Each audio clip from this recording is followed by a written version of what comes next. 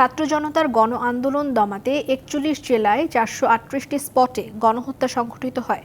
৫০টির বেশি জেলায় মারণাস্ত্র ব্যবহার করে আইন শৃঙ্খলা রক্ষাকারী বাহিনীর সদস্যরা। ক্ষমতায় টিকে থাকতেই গুম, খুন এবং নির্যাতনের সংস্কৃতি চালু করেছিল আওয়ামী লীগ সরকার এবং সেই ক্ষোভের প্রভাব ২৪-এর গণ অভ্যুত্থান। আন্তর্জাতিক অপরাধ ট্রাইব্যুনালে রাষ্ট্রপক্ষের শেষ সাক্ষীর জবানবন্দিতে উঠে আসে এমন তথ্য। জুলাই আগস্টের হত্যাযজ্ঞ নিয়ে বিবিসি এবং আল জাজিরার বিশেষ অনুসন্ধানী প্রতিবেদনের দৃশ্যে দেখা যায় ২৪-এর গণ আন্দোলন দমাতে আইনশৃঙ্খলা বাহিনীর নির্মমতা এবং ক্ষমতাচ্যুত প্রধানমন্ত্রীর বেশ কিছু নির্দেশনা।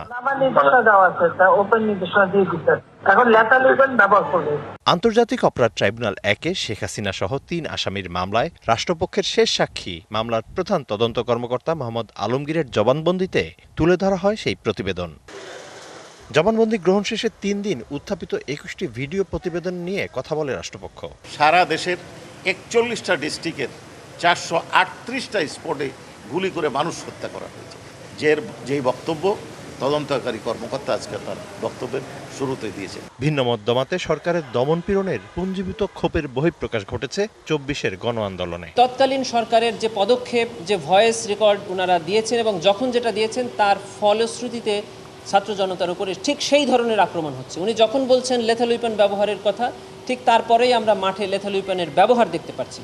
উনি যখন ড্রোন এবং হেলিকপ্টার ব্যবহারের নির্দেশনার কথা বলছেন, ঠিক তারপরে আমরা ঢাকা শহরে সহ বিভিন্ন জায়গায় হেলিকপ্টার এবং ড্রোনের ব্যবহার দেখতে পাচ্ছি।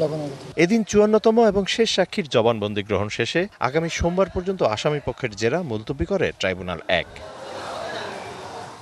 Mizan Ahmed, DBC news, Dhaka.